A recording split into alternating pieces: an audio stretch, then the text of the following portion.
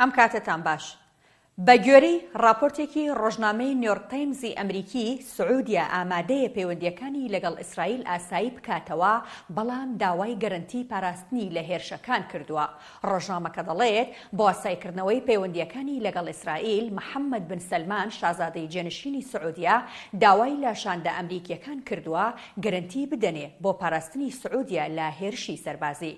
سعودیا داوای هاوبەشی ئەمریکی سعودی کردووە بۆ پیتاندنی یۆرانیۆم لە پێناو بەرنامەیەکی ئەتۆمی مەدەنی.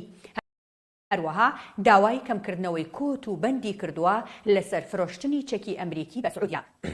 بە گوێرەی ڕۆژنامەکە، ئەنتۆنی بلینکن، وەزیری دەرەوەی ئەمریکا 40 خولاک لە کۆبوونەوەدا بووە لەگەڵ شازادەی جێنشین و دوای جێهێشتنی سعودیا بە ماوەیەکی کەم پەیوەندی کردووە بە بنیامین نەتانیاهۆ، سەرۆکوەزیرانی ئیسرائیل، و لە مەرجەکانی سعودیا ئاگاداری کردوێتەوە. کۆشکی سپی کە ماوەی 2 ساڵە تا ڕادەیەکی زۆر بەشداری نەکردووە لە دیبلۆماسیەتی ئاشتی لە ڕۆژهەڵاتی ناوڕاست، ئێستا هەوڵەکانی بۆ ئاسایکردنەوەی پەیوەندیەکانی سعودیا و ئیسرائیل چڕ کردوێتەوە.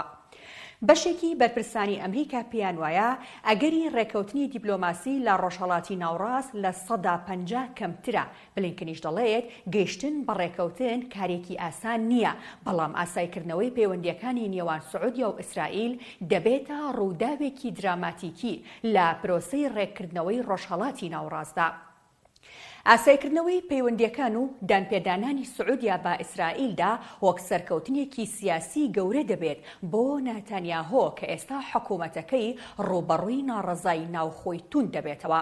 سعودیاش مەبەستێتی پەیوەندیە ئەمنیەکانی لەگەڵ ئەمریکا بەهێز بکات و چەکی زیاتر دەست بکەوێت و ئەمریکاش ڕێگەی بدات بە پیتاندنی یۆرانیۆم و پەرەپێدانی بەرنامە ئەتۆمیەکەی. ڕێکەوتنی دیبلۆماسی لە ڕۆژهەڵاتی ناوڕاست بۆ جۆ بایدن سەرۆکی ئەمریکا گرنگە و وەک نیعمەتێکە بۆی پێش هەڵبژاردنە سەرۆکایەتیەکەی ئەمریکا لە 2024دا. بەرپرسانی ئەمریکاش نزیکبوونەوەیان لە سعودیا پێ باشە، وەک ڕێگەیەک دەیبینن بۆ دوورخستنەوەی سعودیا لە چین کە زۆر تێکەڵاو بوون لەم دوایەدا. بەڵام بانجامدنی ڕێکەوتنەکە هەموو لایەنەکان پێچەوانەی گوتەکانی پێشوویان دەبێت هەنگاو بنێن.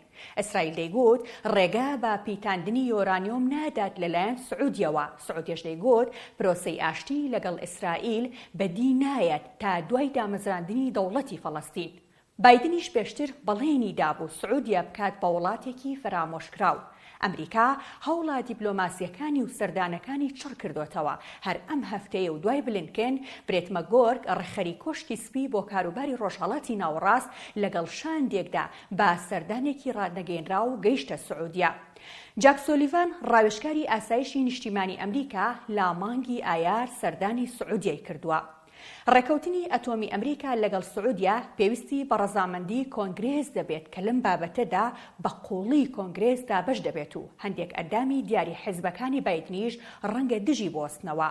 سعودیا هێندەی ئەوەی بەلاوە گرنگە کە چی لە ئەمریکاوە دەست دەکەوێت، هێندە پەیوەندیەکانی لەگەڵ ئیسرائیل بەلاوە گرنگ نییە. ئیسرائیل لەلایەن هاوڵاتیانی سعودیەوە وڵاتێکی قبوڵکرا و پێشوازی لێکراو نییە، بۆیە ئەگەر سعودیا تەنازولاتی زۆری لەلایەن ئەمریکاوە دەست نەکەوێت، ڕەنگە بابەتەکە گران لەسەر شازادەی جێنشین بوەستێت. سعودیا بە هەوڵەکانی چین لە مانگی ئازارەوە دەستی کردووە بە پرۆسەی ئاسایکردنەوەی پەیوەندیەکانی لەگەڵ ئێراندا کە دەگوترا ئەم ئاسایکردنەوەیە چارەنووسی پەیوەندیەکانی سعودیا و ئیسرائیل نادیار دەکات. هەروەها لە مانگی نیسانەوە سعودیا ناکۆچیەکانی لەگەڵ سووریا هێور کردوێتەوە و زیاتر لە یەک نزیک بوونەوە کە ناکۆچیەکانیان لە ساڵی 2011ەوە دەستی پێکردبوو. ئیسرائیل لە درێژەی ئاسایکردنەوەی پەیوەندیەکانی لەگەڵ وڵاتانی عەرەبی لە ساڵی 2020ەوە بە نێوەنگیری ئەمریکا پەیوەندیەکانی لەگەڵ بەحرین و ئیمارات ئاسایی کردوێتەوە. ئاسوودە بن.